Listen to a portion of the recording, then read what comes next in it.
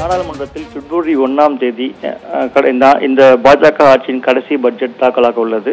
கடந்த 4 ஆண்டுகளாக பட்ஜெட்டின் போது ஒவ்வொரு மாத ஊழியர்கள், விவசாயிகள் என பல்வேறு தரப்பினர் நிறைய எதிர்பார்த்தனர். ஆனால் ஒவ்வொரு ஆண்டும் ஒவ்வொரு தரப்பினருக்கு ஏமாற்றம் நிறைந்ததாக இருந்து வந்தது. இந்த நிலையில் பிப்ரவரி 1ஆம் தேதி இந்த பாஜக அரசின் 5 ஆண்டு கால ஆட்சியின் கடைசி பட்ஜெட் தாக்கல் செய்யப்பட உள்ளது.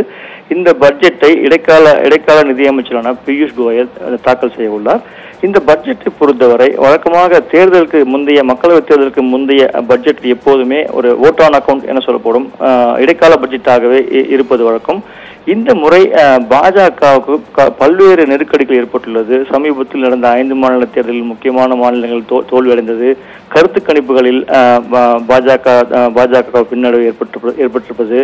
ராகுல் காந்தியின் பல்வேறு அதிரடி அறிவிப்புகள், அதாவது விவசாயிகளுக்கு உள்ளிட்ட ஏழைகளுக்கு மாதந்தோறும் குறைந்தபட்ச ஊதிய திட்டம் வழங்கப்படும் என்றும், மகளிருக்கு 33% இடஒதுக்கீடு வழங்கப்படும் என்பது போன்ற அதிரடி அறிவிப்புகளை வெளியிட்டு ராகுல் காந்தி பரபரப்பு ஏற்படுத்தி வருகிறார்.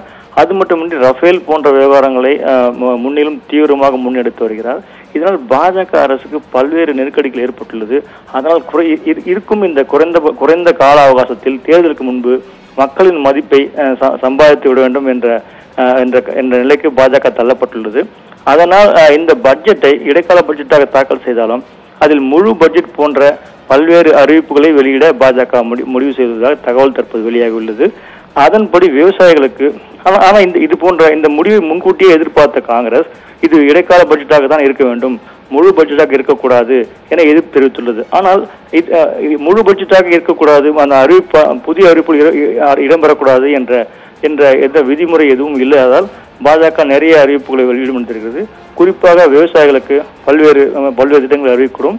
விவசாயிகளுக்கு இந்த பல்வேறு தொகுப்புகளை, பேக்கேஜ் எனப்படும் தொகுப்புகளை வழங்கக்கூடும். தெலுங்கானாவில் பின்பற்றப்படும் ரைத்து பந்து என்ற திட்டம் அங்கு வெற்றிகரமாக செயல்படுத்தப்பட்டுள்ளது. அதன்படி விவசாயிகளுக்கு ஆண்டுதோறும் ஒவ்வொரு பருவத்துக்கும் 4000 முதல் 5000 ரூபாய் தரப்படுகிறது. அந்த திட்டமும் இந்த மத்திய அரசின் அறிவிப்பில் வெளியிடப்படும் எதிர்பார்க்கிறது. இதுபோல வருமான வரி செலுத்தும் மாதாந்திர ஊதியதாரர்களுக்கு அவர்களுக்கும் பல்வேறு அறிவிப்புகள் வெளியிடப்படும் தெரிகிறது. அவர்களுக்கு மாத வருமான உச்சவரம்பு, ஆண்டு உச்சவரம்பு 2.5 லட்சம் என்பதே நீண்ட நாட்களாக இருந்து வருகிறது. அதை உயர்த்த வேண்டும் என்ற கோரிக்கை இருந்து வருகிறது. சமீபத்தில் உயர் ஜாதியினருக்கு அந்த இடஒதுக்கீடு என்ற அறிவிப்பில் ஆண்டுக்கு 8 லட்சம் என்ற உச்சவரம்பை மத்திய அரசு நிர்ணயித்த போது வருமான வரி செலுத்தும் மாத ஊதியதாரர்களுக்கு 2.5 லட்சம் என்ற நிர்ணயித்துவிட்டு இதற்கு 8 லட்சம் என நிர்ணயிப்பதா என எதிர்ப்பு ஏற்பட்டது. அதையெல்லாம் கருத்தில் கொண்டு இந்த உச்சவரம்பை 3 முதல் 5 லட்சம் வரை உயர்த்தப்படக்கூடும் என எதிர்பார்க்கிறது. இதுபோல் ஸ்டாண்டர்ட் டிடக்ஷன் எனப்படும் ஒட்டுமொத்த கழிவு, போக்குவரத்து, மருத்துவ வசதி போன்றவற்றுக்கு தரப்படும் ஒட்டுமொத்த கழிவு 40,000 50,000 முதல் 60,000 உயர்த்தப்படும் தெரிகிறது. இதுபோல் 180C எனப்படும் கழிவு, வருமான வரி கழிவு, அது 1.5 லட்சமாக உள்ளது. அதுவும் 1.8 லட்சம் முதல் 2 லட்சம் வரை உயர்த்தப்படும் தெரிகிறது. இந்த 3இல் 2 திட்டங்கள் கண்டிப்பாக அறிவிப்பட வாய்ப்புள்ளது. இதுபோல் நலிந்து கிடக்கும் சிறு குறு தொழில்களுக்கும் புத்துணர்வு தரும் வகையில் பல்வேறு திட்டங்கள் அறிவிக்கப்பட வாய்ப்புள்ளது.